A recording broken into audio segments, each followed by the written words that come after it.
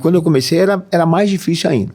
Além do sarro que o pessoal tirava na época da faculdade, a gente estava até comentando isso, né? Como na época o pessoal pensava sempre na questão do fitness, né? O belo corpo, o corpo sarado, né? Ir para academia, ser o professor abdômen tanquinho, né? O meu abdômen não era tanquinho, já era uma máquina de lavar, né? Mas tudo bem.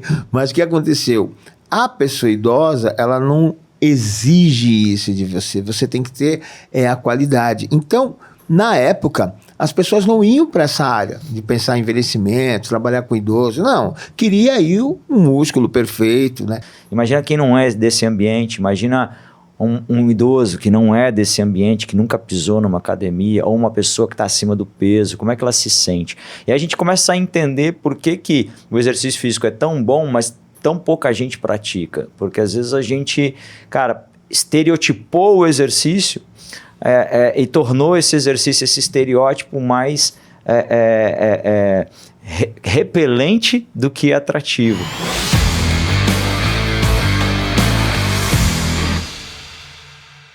Olá pessoal, sejam bem-vindos. Com vocês, mais um episódio do Código PH.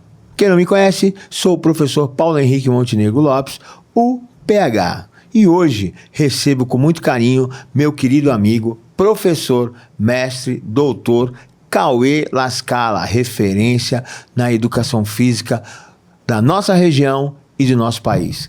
Cauê, seja bem-vindo. Prazerzaço estar aqui contigo, Paulão. Desculpa, eu não estou acostumado a te chamar de PH, é Paulão. Até porque eu sou pequenininho, você é grandão. Prazer poder estar aqui contigo, falar um pouquinho da nossa trajetória aí na educação física, falar um pouquinho do treinamento funcional e agraciar esse pessoal maravilhoso aí que nos acompanha. Pessoal, para quem não conhece, o Cauê realmente é uma referência, um grande estudioso. A gente fala que... Ele fala uma frase que eu gosto muito, que é: a régua tem que subir. Sempre. Né? E a gente, no dia a dia, a gente vem conversando, o Cauê tem dado vários exemplos positivos, como foi ultimamente, né, nos últimos dias, o Connection, né, que daqui a pouco ele vai falar sobre o Connection, o grande sucesso que aconteceu, como surgiu. Mas eu gostaria, Cauê, que você falasse do início do trabalho, né, daquele momento que a gente viveu na própria Secretaria de Esportes, quando você desenvolveu aquele projeto maravilhoso que foi o setor de avaliação física, né? Que iniciou lá com Penha e depois você deu continuidade com esse trabalho. Queria que você falasse disso, falasse da sua trajetória, até para a gente também ter exemplos, né, positivos, né, de informação, até para nossa área, né, que a gente sabe que está um pouco aí desacreditada, mas projetos e trabalhos como você desenvolve faz com que, como você mesmo diz, que a régua suba. Maravilha. Deixa eu me apresentar para o pessoal que não me conhece. Eu sou Cauê Lascala, eu sou profissional de educação física, assim como o professor PH. E hoje eu milito no segmento do treinamento funcional, especificamente na docência, ensinando treinadores que trabalham com treinamento funcional, exatamente para subir a régua na qualidade da entrega.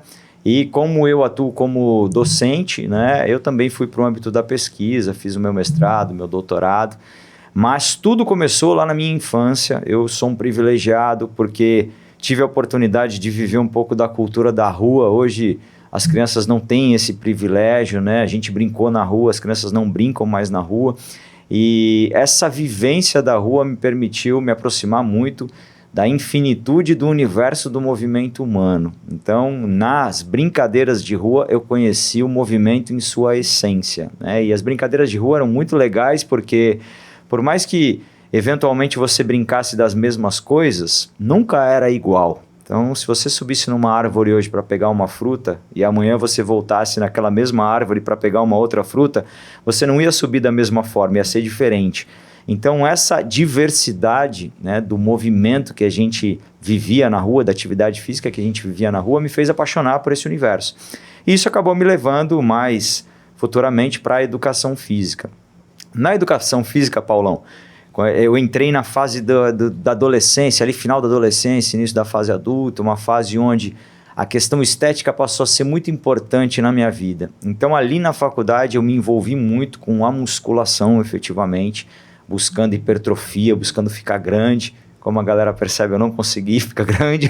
Tentei. Como diz nosso querido amigo Dilmar. Lagartixa não vira jacaré, no máximo um calango. Eu virei um calango ali. Mas eu me envolvi muito com essa cultura do fitness, me apaixonei ali pela musculação, pelos efeitos que a musculação proporcionava.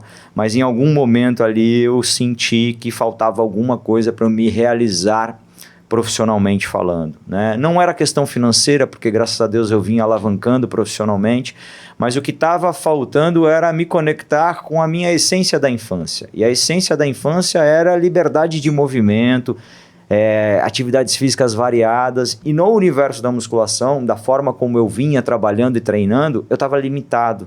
Eu treinava todos os dias as mesmas coisas, eu prescrevia todos os dias as mesmas coisas, e coincidiu essa minha insatisfação com a época em que o treinamento funcional começou a se popularizar aqui no Brasil, 2005, 2006 mais ou menos, né?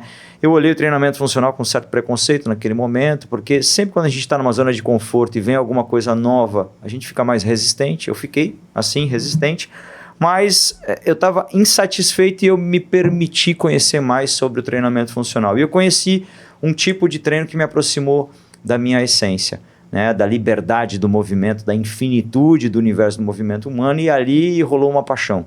Eu comecei a entender mais sobre treinamento funcional, que nada mais é do que um treinamento que vai trabalhar todas as capacidades físicas, e para isso vai usar, obviamente, muita diversidade de movimento, e a partir dali eu comecei essa militância, né, de qualificar professores, de ensinar professores, de compartilhar isso. E, em paralelo, tive a oportunidade de desenvolver algumas coisas também dentro do universo público, né? Lá na Prefeitura de Santos, com avaliação física, com essa ideia, né, de movimento em geral e de não limitação do exercício físico. E hoje, graças a Deus, a gente consegue reunir uma comunidade muito grande de pessoas que se conectam com essa infinitude do universo do movimento humano. Isso é muito importante. E eu acho que uma coisa que é bem legal que você faz é a questão das oportunidades, né? A gente fez faculdade junto, a gente é da mesma turma, inclusive, né? A nossa turma teve grandes resultados, né? E você é um cara que sempre deu oportunidade para muita gente, né? A gente pode falar de pessoas muito queridas, como o Tony, que é o nosso amigo, um cara fora da curva, que é da mesma turma, né? Você várias vezes me levou, né, para dar aula nas faculdades que você leciona, como foi em Praia Grande, tudo. Você está sempre fazendo, né? É uma pessoa muito humilde, né? E uma pessoa principalmente muito parceiro, porque pensa na nossa área. E o que é bonito também é essa diversidade, como você fala, né? Você trouxe, né? Trabalhou a questão do treinamento funcional em todas as áreas, né? E como foi agora o Connection, né? Que eu tive a oportunidade de estar participando, né? Com o Talk e falando da questão da pessoa idosa. Então, acho que isso é um diferencial também que você consegue trazer para a nossa área, né? Cara, eu acho que a gente consegue sozinho chegar mais rápido em alguns lugares, mas quando a gente está acompanhado, a gente chega mais longe, né? Então, eu trabalho muito nessa questão da coletividade, da oportunidade, até porque para eu alcançar alguns voos dentro da educação física, algumas pessoas também me deram oportunidade, né? A educação física é uma área relativamente nova, se a gente for considerar o tempo de regulamentação profissional, a gente tem 98 para cá, 26 anos, né? 26 anos, então é uma profissão relativamente nova, e tudo que é novo precisa de força para poder se desenvolver. E eu acho que essa coletividade, né, proporcionada não só pela geração de oportunidades, mas também pela organização de eventos que reúnem pessoas que têm esse espírito de coletividade, contribui para o crescimento da nossa área. Então esse é um espírito que eu procuro assumir e divulgar para que a gente consiga crescer coletivamente. Acho que isso vale não só para a educação física, mas para todo mundo que está assistindo, né? Sozinho a gente chega mais rápido, mas acompanhado a gente chega sempre mais longe. Gente, então assim, pessoal, fica a dica aí, mais uma dica do nosso querido Cauê, né? Porque assim, você não trabalha sozinho, não adianta você querer fazer as ações sem pensar no outro. Eu sempre falo que a história das pessoas é o mais importante, né? Todo mundo sabe que a minha área de atuação é a pessoa idosa, mas uma coisa que me fortalece muito nisso é essa questão de respeitar o trabalho do outro. E o Cauê é uma pessoa que respeita muito, e eu acho que isso é muito legal. Porque às vezes as pessoas pegam, elas compram uma ideia, colocam uma capa diferente, muda o nome e diz que é dela. Não tem problema nenhum com isso. Né? É aquela velha história. Copie, não precisa fazer diferente, mas dê o crédito a quem trabalhou, a quem fez. E isso é uma coisa que a gente sabe fazer muito bem. Respeitar quem veio antes, né? Então a história, ela deve ser respeitada. Fica a dica, né, Cauê? Eu acho que esse é um caminho para que você, se você quer ser um bom profissional na nossa área, acho que a base de tudo é pensar. Primeiro você tem que fazer muito, você tem muito que trabalhar para chegar, porque o trabalho, ele vem sempre antes do sucesso. Só muda no dicionário, que o sucesso vem primeiro, depois vem o trabalho. Mas para a gente conseguir objetivos positivos e de verdade, e ter um sucesso profissional, como o Cauê tem, é isso, é respeitar principalmente o outro, lembrando da história de quem estava antes, né? Perfeito, eu acho que os conhecimentos, eles se complementam, né? Eu tenho uma expertise, você tem uma expertise, e a minha expertise complementa a sua e vice-versa. Então a gente consegue crescer coletivamente compartilhando aquilo que a gente tem de bom e também pegando aquilo que o outro tem de bom. E com relação a essa questão da cópia, tem uma frase muito interessante que inclusive o Tony usa bastante, eu acho muito legal, né? Sempre quando você inova em alguma coisa, você, num primeiro momento, vai ser ignorado, né? Toda inovação, quando ainda não tem resultado, ela é tida como loucura. Então as pessoas ignoram. Depois a inovação, conforme ela vai dando resultado, ela começa a incomodar. E aí as pessoas passam a criticar. Mas depois, com a constância, as pessoas passam a copiar. Então, muitas vezes a gente se incomoda com a cópia, mas a cópia significa dizer que você está sendo tão relevante que a pessoa está te copiando. Então, primeiro te ignoram, depois te criticam e, por fim, te copiam. Então, obviamente que quando a gente é copiado, a gente cobra o crédito. Mas só o fato de ser copiado já é interessante, porque significa dizer que aquilo que você está criando está chamando a atenção das pessoas. É verdade, é verdade. Um bom pensamento, acho que. E tem muito a ver mesmo. Mas realmente é isso, né? Porque as pessoas, não tem como, né? A gente sempre, as pessoas falam assim, qual exercício é melhor? É esse. Qual atividade é melhor? É essa. E tudo tem uma coisa de questão de tempo, né? Por exemplo, você inova quando você traz, né? Que agora acho que dá pra gente falar muito legal sobre o Connection. Gente, você que esteve no Connection sabe a beleza que foi esse evento, né? Eu tive a honra de participar, né? Aliás, Cauê, muito obrigado pelo carinho de sempre. Foi um momento muito especial para mim, até porque eu já tô velhinho, né? A gente brinca e tudo, mas eu já tô velhinho e acho que o mais importante é poder se ressignificar, né? E eu estou conseguindo me ressignificar, inclusive por conta dessas ações. E o Cauê, você foi muito perspicaz quando você inova pensando na questão do idoso lá no treinamento funcional, o que vai estar acontecendo, e a gente poder trazer informações para eles, né? Cara, pegando o gancho dessa questão do idoso no Connection, acho que cabe contextualizar, né? E fazer uma viagem assim em todo o segmento fitness, né? Se a gente for viajar, sei lá, Paulão, uns 30, 40 anos atrás, o fitness ele se resumia à corrida. Vamos fazer um Cooper? Aí o que era o fitness? O fitness era atividade aeróbica, corrida e tal. Depois, com a popularização e com a divulgação massiva de celebridades ali como Arnold Schwarzenegger, como Sylvester Stallone, exibindo corpos bonitos ali, o fitness passou a assumir a cara da musculação. A musculação passou a ser a atividade principal. E isso perdurou por muito tempo. Por muito tempo o fitness ele teve restrito ali a corrida, a musculação e depois aquela ginástica localizada. E isso é muito legal porque ajudou muita gente a vencer o sedentarismo, abriu o mercado para a educação física, mas muitas outras pessoas não se identificam nem com a corrida, nem com a musculação, nem com a ginástica e nem com o perfil de pessoas que praticavam essas atividades. Um perfil mais jovem, um perfil que focava na questão estética.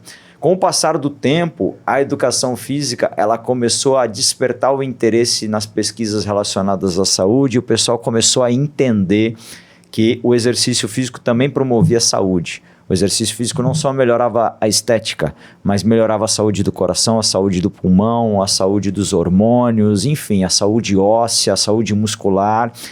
E esse conhecimento ele começou a se popularizar. Porém, as pessoas ainda não se atraíam pelo exercício físico que estava sendo oferecido, né? Então, se a gente for considerar a massa brasileira, nós temos ali aproximadamente 40% da população que faz alguma coisa e 5% da população está dentro de academia. Mas, poxa, por que as pessoas não fazem se o exercício é tão bom, pensando em vários parâmetros da saúde? Porque não se sentem atraídas, não se sentem pertencentes ao universo fitness. O que a gente tem observado nos últimos anos? Um crescimento na popularidade de modalidades, vou chamar de modalidades alternativas, como o treinamento funcional, como a dança, por exemplo, como o yoga, como o pilates, como hidroginástica. Isso tem se popularizado bastante nos últimos anos e tem tornado o exercício físico mais eclético. Ao mesmo tempo que as atividades têm se tornado mais ecléticas, popularmente falando, os públicos também têm se inserido de forma mais evidenciada nessas modalidades. Então, se a gente fosse pensar, por exemplo, num idoso envolvido no cenário fitness, 20 anos atrás, essa não era uma realidade. Hoje a gente já começa a ver o idoso inserido nesse contexto. Por quê? Porque a gente está oferecendo atividades que incluem esse idoso e ele se sente pertencente também. Algo que não era uma realidade 20 anos atrás, quando você se formou, por exemplo, e estava começando a trabalhar com o idoso, né? Agora, a gente percebe que esse movimento está ganhando corpo. E a ideia do Connection foi exatamente essa, foi conectar as pessoas, profissionais inicialmente, que não se identificam com aquele modelo que foca 100% na estética, que entendem que o universo do movimento humano é muito maior do que isso, e ele pode ser muito mais abrangente em termos de população, para atrair, por exemplo, aquele que está acima do peso, que não se identifica com a academia, com aquele que já tem uma idade avançada, que não se identifica com a academia, com aquele que é uma criança, por exemplo, que não se identifica com aqueles exercícios mais tradicionais da educação física escolar. Então, a ideia foi conectar essas pessoas e eu fiquei muito feliz porque o evento ganhou uma proporção muito grande de pessoas que comungam, ou seja, que corroboram a mesma ideia e com base nessa qualificação profissional a gente consegue popularizar ainda mais esses modelos de treinamento mais alternativos direcionado para pessoas que não se conectam com esse ambiente fitness. O que a gente ganha com isso? A gente ganha um menu de opções mais vasto. A gente ganha profissionais mais qualificados para trabalhar com esse menu. E quanto maior o menu e mais profissionais qualificados, mais gente a gente consegue atrair para esse universo da educação física, que é um universo que a gente limitou ao longo do tempo, por conta das nossas próprias limitações, mas ele é infinito. E quando a gente entender essa infinitude, a gente consegue, de fato, tornar o exercício físico um bem popular, um bem público. É verdade. E acho que no Connection... como você falou, há 20 anos atrás era totalmente diferente, né, quando comecei. E realmente é verdade. Eu, por exemplo, quando eu optei em desenvolver as ações voltadas para a pessoa idosa, primeiro que não tinha muita informação, né, não tinha referência, mesmo hoje ainda é pouco. Se a gente for pensar no universo, a pesquisa na área de envelhecimento, e quando a gente fala aí especificamente da pessoa idosa, é muito pequena, né? Ela está direcionada a alguns grupos específicos. E quando eu comecei era mais difícil ainda. Além do sarro que o pessoal tirava na época da faculdade, a gente estava até comentando isso, né? Como na época o pessoal pensava sempre na questão do fitness, né? O belo corpo, o corpo sarado, né? Ir para academia, ser o professor abdômen tanquinho, né? O meu abdômen não era tanquinho, já era uma máquina de lavar, né? Mas tudo bem. Mas o que aconteceu?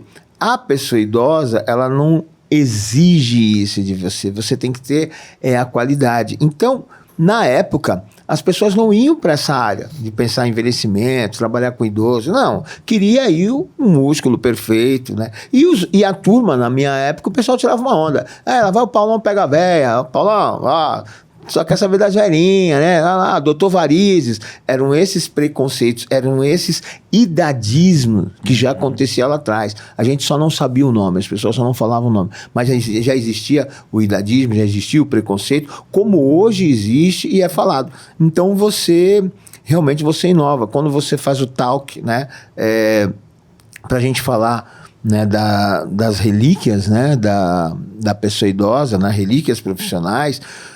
O que foi muito legal foi passar o exercício, quando a gente coloca, né, o treinamento funcional, mistura com a neuróbica, mistura com o trabalho de força, a gente consegue ter um resultado muito importante. Então, acho que esse talk, né, como os outros, na verdade, como todas as ações do Connection, né, foram muito importantes porque trouxe informações e inovações para o mercado de trabalho também. Exato, e aí a gente vai tornando esse mercado cada vez mais inclusivo, né? Eu tive recentemente num grande evento fitness, mais focado na questão do bodybuilding, né? Do fisiculturismo. Cara, eu sou um cara que eu respiro fitness há, sei lá, 25 anos, né? E, cara, nesse evento, assim, eu me senti um peixe fora d'água. Eu sou do fitness. Eu tava no evento e eu me senti um peixe fora d'água, sabe? Uma cultura mais excludente do que inclusiva. Gente muito grande, não que isso seja feio, mas é um ambiente intimidador para quem não é desse ambiente. E eu, sendo desse ambiente, me senti intimidado. Imagina quem não é desse ambiente, imagina um idoso que não é desse ambiente, que nunca pisou numa academia, ou uma pessoa que está acima do peso, como é que ela se sente? E a gente começa a entender por que o exercício físico é tão bom, mas tão pouca gente pratica. Porque às vezes a gente, cara, estereotipou o exercício e tornou esse exercício, esse estereótipo mais repelente do que atrativo. E a ideia do Connection e do próprio treinamento funcional é ser mais democrático, é você atrair profissionais que entendem que o negócio pode ser universal, entendem que a gente precisa entender a pessoa que é consumidora para a gente poder ser mais atrativo para ela e ganhar corpo, ganhar força, entender que essa pessoa que está talvez remando contra a maré no fitness, ela não está sozinha. Tem eu aqui também, tem você ali também. E quando a gente se junta, a gente ganha força. E ganhando força, a gente consegue popularizar essa ideia, né, de tornar o fitness mais democrático. Gente, é isso aí. A conversa tá super gostosa. Eu acho que a gente vai ter muitos mais podcasts, muito mais Código PH, chamando o Cauê em outros momentos também, né? E agora eu vou falar rapidamente aqui, ó. Você quer inovar no mercado? Vem para cá. Todos os 3 livros do Cauê é uma base, ó. Treinamento funcional, tá? Quer informação nova? Busca aqui, tá? Vou pedir pro Cauê fazer as considerações finais, né? Já agradecendo. Foi muito rico, passou muito rápido, né? Quando a gente vê, já foi, né? Foi muito gostoso.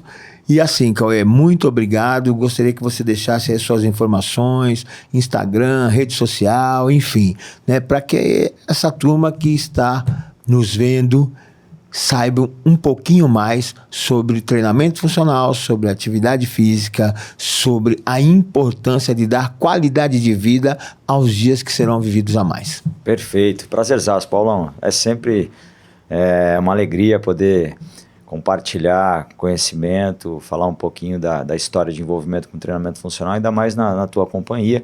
E quem quiser conhecer um pouquinho mais sobre o que a gente vem trabalhando e desenvolvendo na área do treinamento funcional da educação física, a minha rede social mais movimentada, que é a que eu dedico mais tempo para alimentar, é o Instagram, @CauêLaScala. Lá você consegue achar os links para a aquisição dos livros, para todas as plataformas de ensino que a gente explora, e lá também você consegue migrar para as outras mídias sociais, para o YouTube, tudo Cauê LaScala. Cauê LaScala você acha aí todas as minhas mídias sociais, e vai ser um prazer receber a galera lá.